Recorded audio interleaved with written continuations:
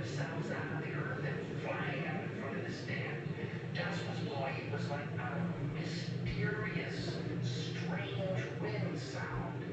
And out came Well, in today's weather report, David Lynch is dead.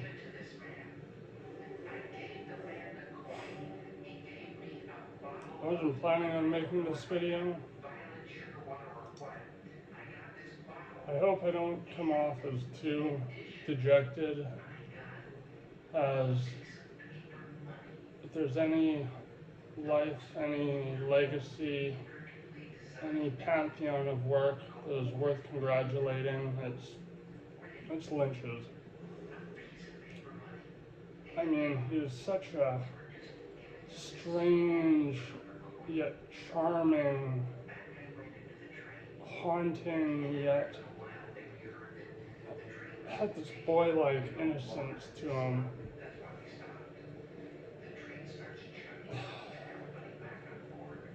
Gentle eyes that are hard like a crow's at the same time. Yeah. I mean, I shouldn't say I'm surprised. Ever since he got the emphysema diagnosis and said he wasn't going to be making films anymore, I should have known that that was going to be the end of the great David Lynch. And it's a real shame, though, that we're never going to see Ronnie Rocket. No one can replicate his style quite like him. And I'm sure our society will continue trying to understand him for as long as we're around. I find myself still learning more from him, just having these whimsies that flare within my brain and that flicker out and leave embers of a lesson. Like last night, cat, don't do that. Go scratch your post, cat.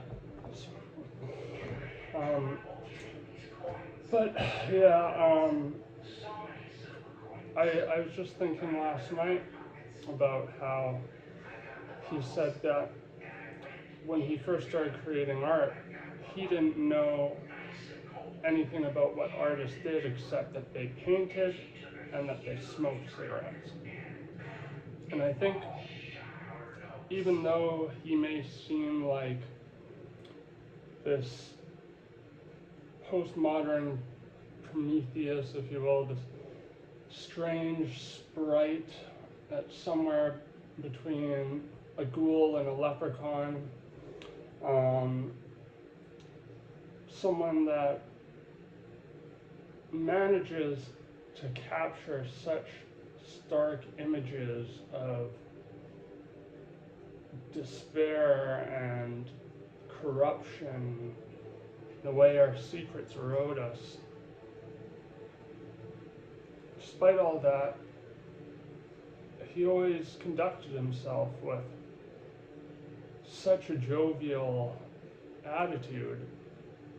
I mean, I've seen clips of him yelling at his producers during Lost Highway and whatnot, but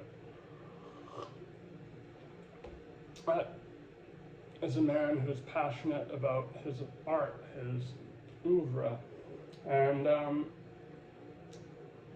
I don't think I can say I've seen a single work by Lynch that I dislike.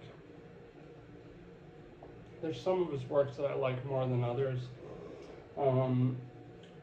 but I found all of his stuff so tantalizing. Kat, do you want to sit down? Don't knock that over.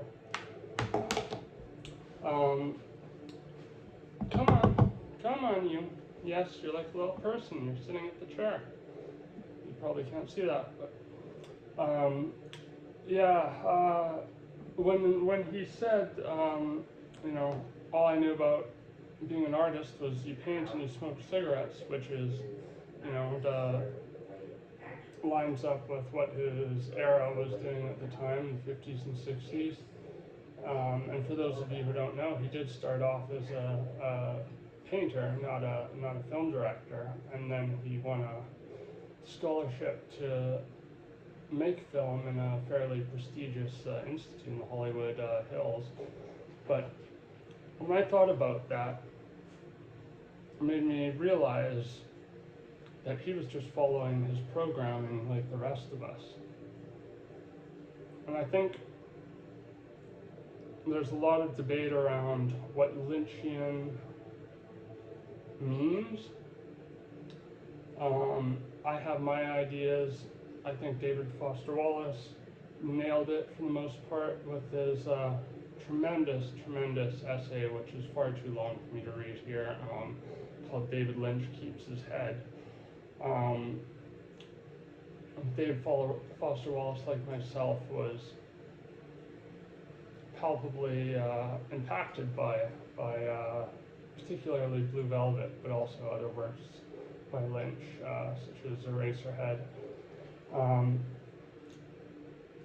There's just, you know, it's so strange that so much of his, don't knock that over, Ricky, please. It's so strange that now our world has been seemingly expediting in how odd and how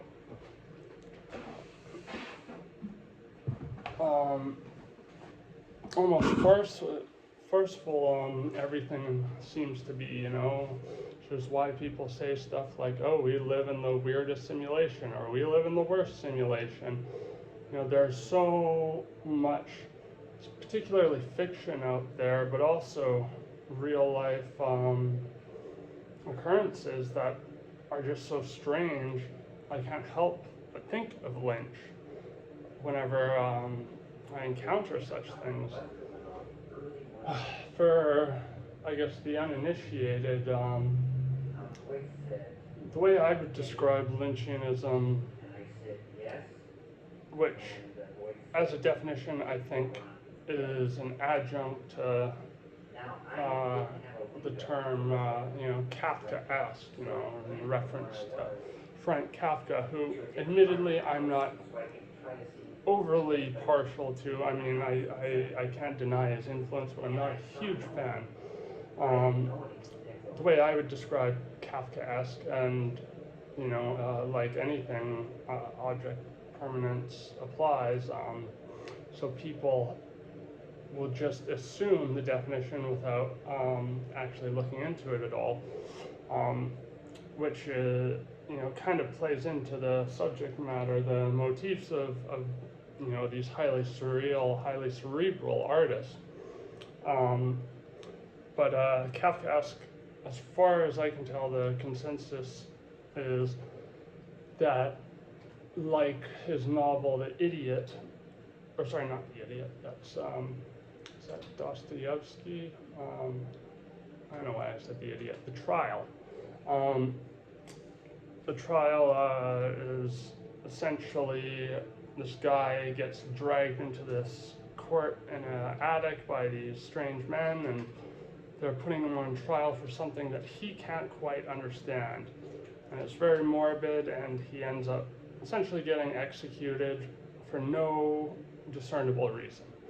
And so it's used, oddly enough, I think, to inaptly describe a lot of work out there. Like, many people, as I said, it's subjective, so many people will think Kafkaesque is something like David Cronenberg's The Fly, where man turns into bug, like Kafka's The Metamorphosis. But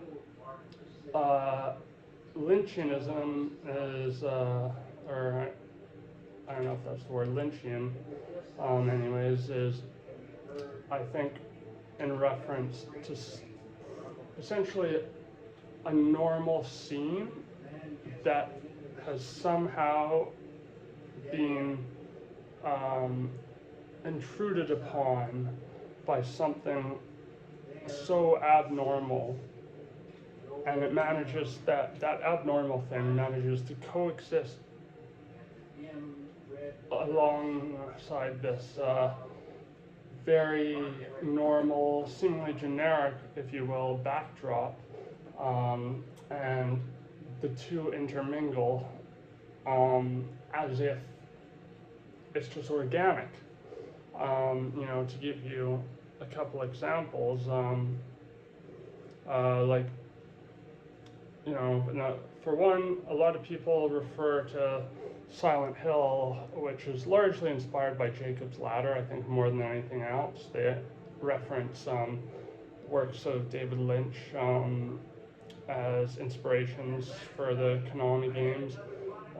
But I would say Jacob's Ladder is far more if you watch the movie, if you've seen the movie and you played Silent Hill 1, 2, 3, you would probably agree that it's more in keeping with the whole style of Jacob's Ladder. The soul is trapped in a purgatory of sorts with burdened by a guilty conscience, and they're being tormented, they're suffering, they are trapped, tormented, and they don't know why, but they're holding on so tight, so dearly for their lives. And the irony, I would say, is that while many people would point to that as Lynchian, I would say, no, actually, that's Kafkaesque, because those people, for reasons that aren't overt to them at the beginning of the narrative, are being put through this trial of sorts for actions they may or may not have been culpable for. And I know some people will say, well, what about Lost Highway? What about Mulholland Drive? Well, those are, similar, akin to Jacob's Ladder in that those narratives have to do with, inescapable deeds that will forever come to nip you in the ass. But they came out much later than, Silent Hill 1. Today, I'm going to put these panties in my mouth. This is great. This is the first instance of ASMR I can remember experiencing. David Lynch smoking in the rain and just talking about random shit, or just saying random shit. It's just something so gratifying about it. Like David Foster Wallace's examples of Lynchian behavior or Lynchian scenes is husband kills his wife because he wanted her to buy Skippy, and she bought the generic store brand of peanut butter instead of Skippy's. And the cops show up and they said, why did you do this? They throw him down, they handcuff him, and they cuss at him, and they do all the things you'd expect in real life. And then he explains the situation with the peanut butter, and then they go, oh yeah, I'd kill my wife if she did that too. And then they let him go.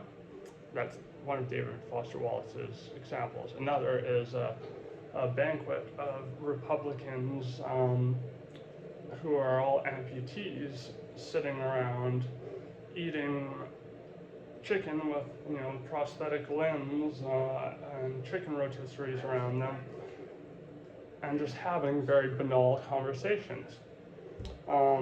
Like my example that I came up with a long time ago for Lynchian is a mailman.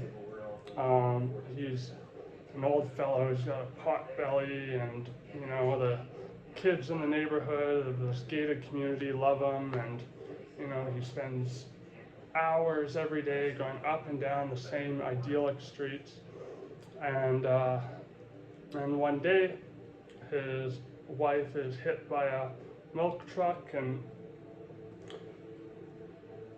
he's lonely. And his joy is bringing the shadow onto this otherwise almost bubbly with optimism sort of suburban landscape. Everything's bright, everything's luminous, but just his mere presence is causing this black hole within this sunshine community. And so he gets invited over to a barbecue by one of the wives, whose husband, like every other husband, who goes out 9 o'clock, same time as all the other husbands. They march out and leave the gated community, invites him in, and they start having an affair. And then he starts feeling better about himself, and he's going around the neighborhood. His demeanor's a little bit sunnier, and then the police show up and throw him down and handcuff him, and the woman runs out, and she's almost naked, and she's holding up a sheet to cover herself. That man raped me, that man raped me. And he, it doesn't matter what he says, he can't defend himself. And as the lorry is taking him away, this almost anachronistically old police movie,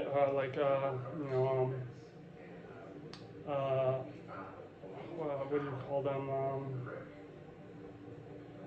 I can't remember. It's just like a blue police lorry, like a police van, and he's in the back, and he's watching this community, and he's looking at all the frowns of the children directed right at him. And as soon as things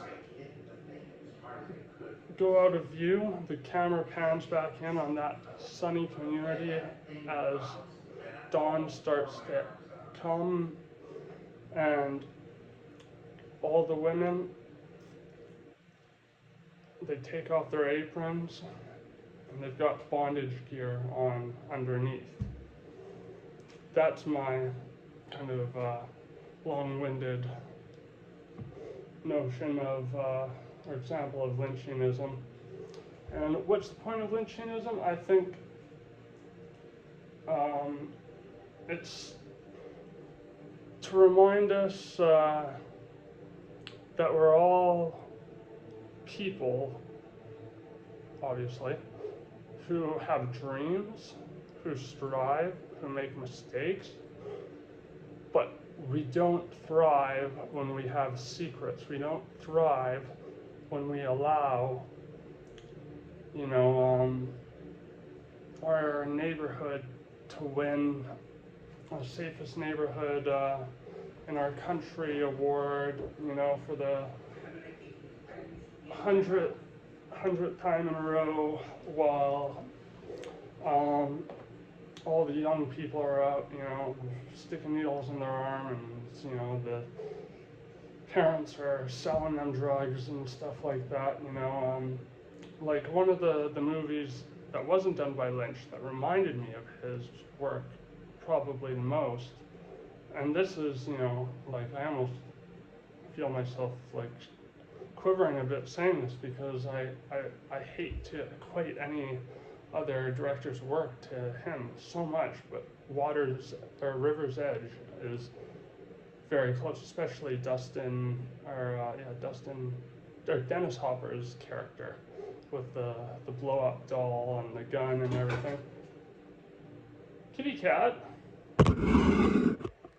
get down, get down, get down. She is just on a work off today. Just go down, down, down, kitty cat. Good kitty. But I've learned a lot from David Lynch, and one of the most important things is that if you want to be a creator, or if you want to get anything done in your life, really, starts with writing down what you want to do. Writing down an idea you have, and then you pair that with another idea and another idea and another idea, or you just let it expand on its own, or you just let it stagnate. But it starts with actually creating a template in this universe dense with layers of concepts that are either discovered, undiscovered, proposed, unproposed. I think Lynch was really a gift to us, and like anything in, say religious mythology like Jesus or what have you, it's taken away too soon. And one thing that I slowly, gradually started to realize over the years is that, because prior to this revelation, I always saw him as someone who, like I said, was very cerebral in his work. He pumped all of his stills, his portraits, like every scene of his movies like every movie he makes is, or TV series is so artistically sound that every image you could probably sell as a painting without the notoriety of Lynch. And that is what makes him such a inimitable and formidable force of creativity and pure will. Even though, like I'll describe shortly, I don't know if his continuously blooming aspirations and just sheer ambition to cut his teeth on this thing or that, be it music, painting, writing, directing, traveling, socializing, all these things that were such a joy to him. I don't think he was quite as cognizant of what he was doing as so many of us may be otherwise led to believe. He's always had this habit of refusing to even begin to explain what any of his works mean. He just shuts down any interviewer who tries. And for a long time I thought, oh, that's just because he wants people to come up with their own interpretations, and I think that's admirable. To essentially sacrifice the lesson, the definitive, specific lesson you wanted people to take away from your work so they can come up with their own lessons. Even if their takeaways aren't directly synonymous with, your goal for the audience. But I think he actually was almost more of like a conduit, almost like a ethereal, paranormal, almost prophetic dreamer. And I don't think he had much of a clue what the stories were that he was telling a lot of the time. But he knew that there was cohesion, and that, like, he clearly strikes me as a perfectionist, someone who is very, very, very much a maestro, very much a vigilant, highly productive, consummate pro of his craft. And the thing is, even though his life wasn't boring, him as a person was so bland. And I'm not talking about like, you know, his quirks and his strange things he would say that makes him such a striking personality, but as just a person, when you strip away the eccentricities, he ate the same thing every day for lunch: tomato sandwich with mayo. Went to the same restaurant for I think like 20 years. He had the same routine for I think even longer than that. And you know, he towards the end of his life was very much enamored with transcendental meditation. I think this is something that a lot of David Lynch fans sort of internalize and don't outwardly criticize as much as they would otherwise like to. And while, you know, I before chronic pain made the practice of transcendental meditation almost impossible for me, I was a huge fan. I was a huge fan of it.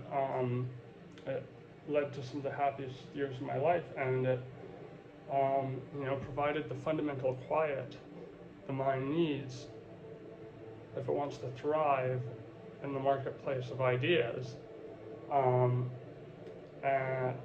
even just finding some sense of stability, some sense of grounding. Yeah, it's a real shame. It's something I lament quite a bit. My pain took that away from me. Because now when I meditate, it just makes the pain louder and louder and louder as things get quieter and quieter. So I have to find roundabout ways of doing it. But I think David Lynch was a deep dreamer, and he, once he discovered transcendental meditation, his fiction became stranger and more incalculable, incomprehensible, like Inland Empire, Twin Peaks season 3, like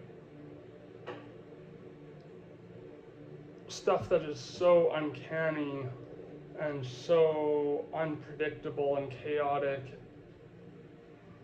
but with soul and heart at the center of all of it, that, you know, it kind of does bolster my theory that he doesn't quite know what the stories he's telling actually mean himself. Like, I think he, like all of us, was a meat puppet, an automaton, and he just happened to be like a Tesla coil for the universe when it wanted to project something and have it pass through this prism of this idiosyncratic little man who will spin it into just a gold for the mind, like his fiction is, to me, every entry of his work. I think the only thing I haven't seen is a straight story. And it seems like, as the title suggests, his straightest story. Because the rest are pretty, you know, crooked. They, you know, they walk with a very strange kind of gait to them.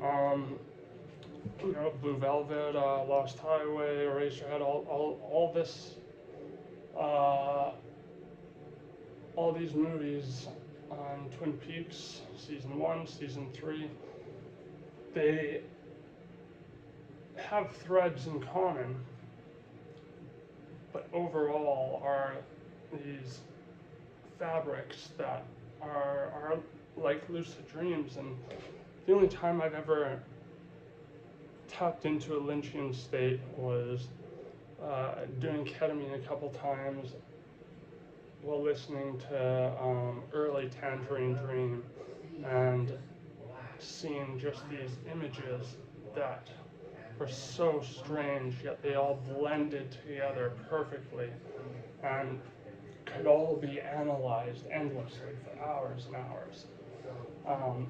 But I think very few people have been gifted like he has. You know, maybe Tarkovsky, Stanley Kubrick,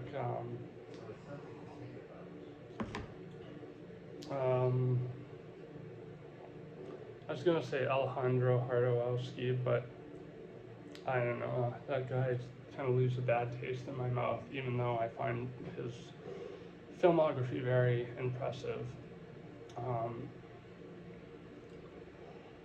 Yeah. As I said, I wasn't intending on making this video, but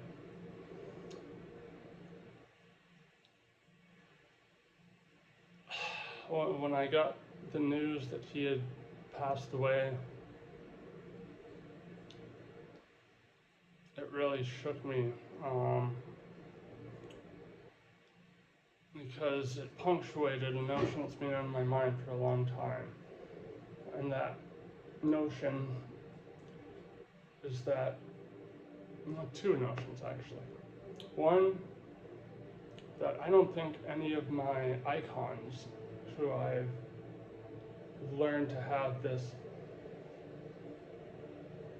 like almost fanboy like degree of enamored, like, you know, if I was around them in the same room, I'd probably swoon, and, you know, wake up in a flustered, daze, intoxicated by feelings of love and admiration for them, and I'd be blushing just being in their presence type people. I mean, there are directors out there who sure, like, you know, Robert Eggers or whatever, who I respect and I love their work, but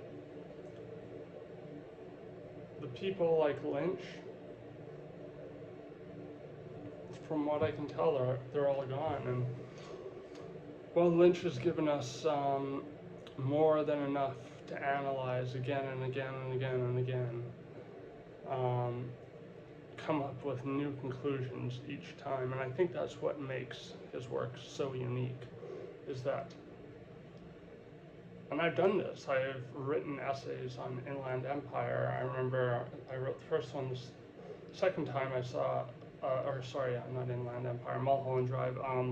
Inland Empire is a whole can of worms, a whole Pandora's box of strangeness. You know, how do you mix stories of, you know, Eastern European human trafficking with, you know, being a star in a film that doesn't exist? That's Inland Empire for you. But Mulholland Drive, which is arguably his most accessible surrealist film, which is saying something because it's so far removed from the traditional, you know, 3-act type film that you would expect to see by anyone else. But the second time I saw it, I had to write an essay on what I thought it meant, and it changed when I wrote one again. And I think Lynch, whether he understood it or not, knew that he was seeding something phenomenal. He was seeding something that was bringing forth these contemporary parables, concurrent to, you know, each era, you know, the works that I see as his most prized works were released. And I think you don't necessarily have to be from those generations to understand his works. Like Blue Velvet, I think, is pretty much the most simple to unpack, even though it is full of so much like insanely creative, cunning, nuance, just like blink and you'll miss it type details that are all stitches within this fabric, which is basically a story of happy, sunny logging town up here, and then nasty, ugly, festering criminal underworld down here. And then Twin Peaks, which he did not long after that, was quite similar in what it was going for, if you ask me. Because they're both stories about these small idyllic towns, and within them there's all these oddball characters who are so cartoonish, yet that is contrasted by authentic tendencies and men acting not with this head, but their other head, sort of thing. Like, that makes them so believable, that sells them without any cheap tricks, that it becomes so easy to immerse yourself within these worlds and to relate to these characters. And that's when the high strangeness becomes a serene, accessible middle ground for all of humanity to look within and find something reflected back in themselves. And I think David Lynch, wanted people to be eager like he did. I can't speak for the man, but I think he had such passion and enthusiasm, and he did it without drugs. He did it just purely,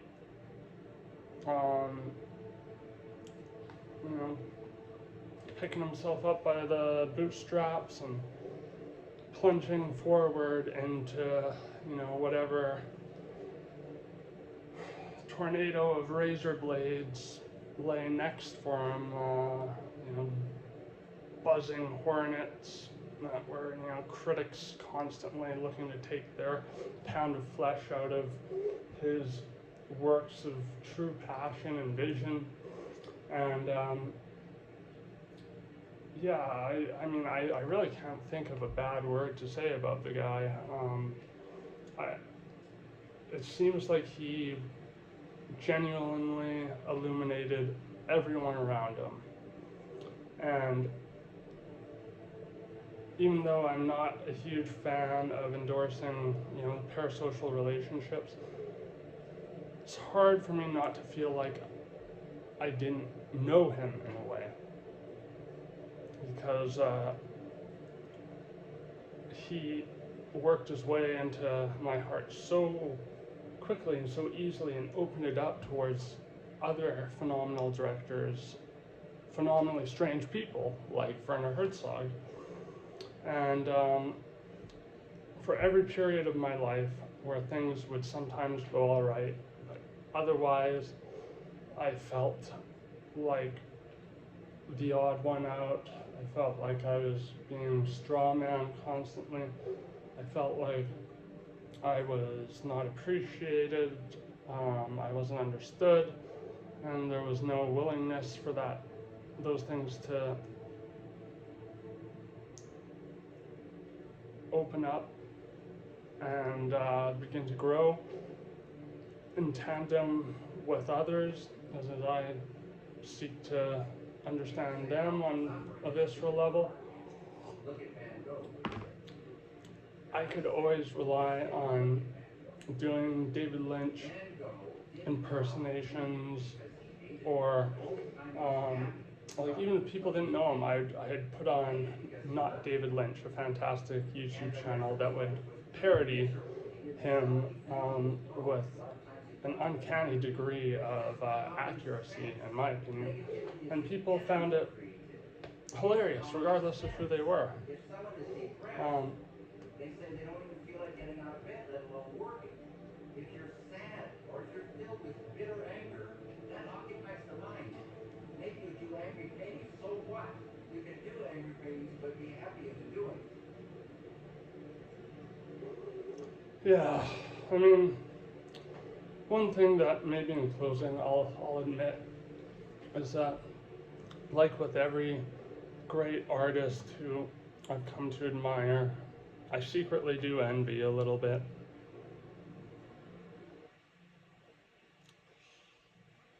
I envy how,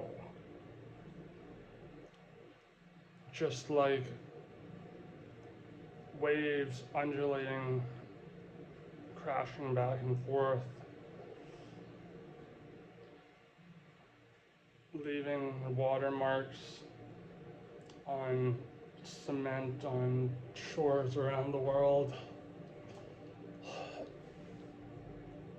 people like Lynch managed to open the gates of creativity and let it flow with such seeming effortlessness. And yeah, I think that's such a special thing. And while, like I said, there are some great directors left, Robert Eggers, Sean Baker,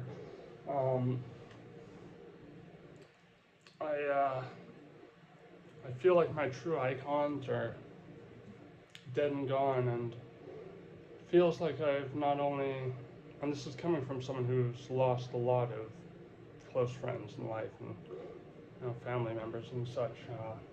I feel cut to the core today. I feel like I lost this grand poobah of surrealism, someone who didn't try hard to be surreal, but who just was, who didn't have to twirl his mustache like Salvador Dali did every day and walk fucking anteaters like around New York so people would snap pictures. No, David Lynch just was. And he was, like us, a meat puppet, a visionary one, kind, all too human, but also very alien, and just how beyond his strangest of attributes really were, in contrast to the rest of us, that it's hard not to feel like we've really lost a true gift horse. A gift horse who is, punched in the mouth again and again and again by Siskel and Ebert. But even though the critics had to admit every now and then, like when Mulholland Drive came out, that damn it, this man has talent. And damn it, this man is inspiring generations of all types. And, he devoted a lot of time into his charity, teaching transcendental meditation to less fortunate people around the world, typically victims of war, like in Africa. Help them deal with PTSD, which may sound frivolous, but I could, as someone who has practiced it, I could see the application there. And the testimonials I've seen from these people, they said themselves that they were happy, they were blessed to experience these things. And yeah, I don't know, sign this off with something. I think it'll be a prayer that is that wondrously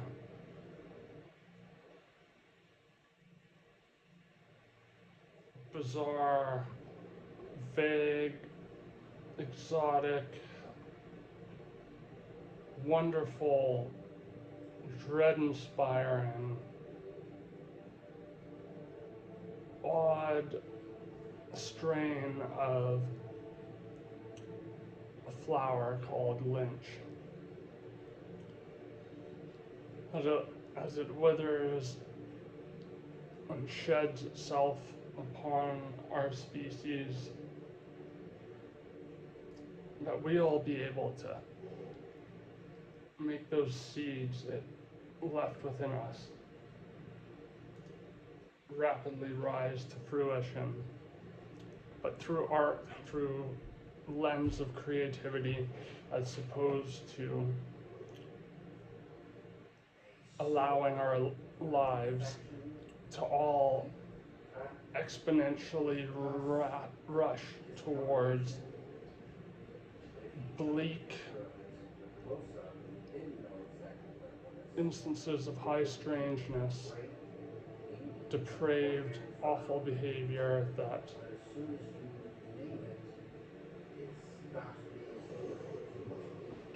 life seems to be displaying more and more and more as the world gets more unhinged and chaotic, and people find it harder and harder to keep shit together. I hope that we can look inward and channel outward through the medium of creativity our innermost insecurities and the secrets that put walls up all around us until we have built our own maze where we run ourselves lap after lap after lap into insanity. And I'll leave this video with a quote from Agent Dale Cooper. You know, sometimes, Harry, you gotta treat yourself. Let me give you a tip. This is the cure to any bad day. You know, you could take a nap in the old office chair, or you could have a cup of fine black coffee, a slice of cherry pie. Just treat yourself. And with that,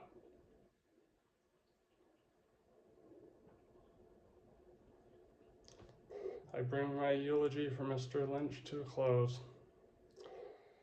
I hope it made sense. This was not something I was planning, as I said, but yeah. All the best. Ta-ta.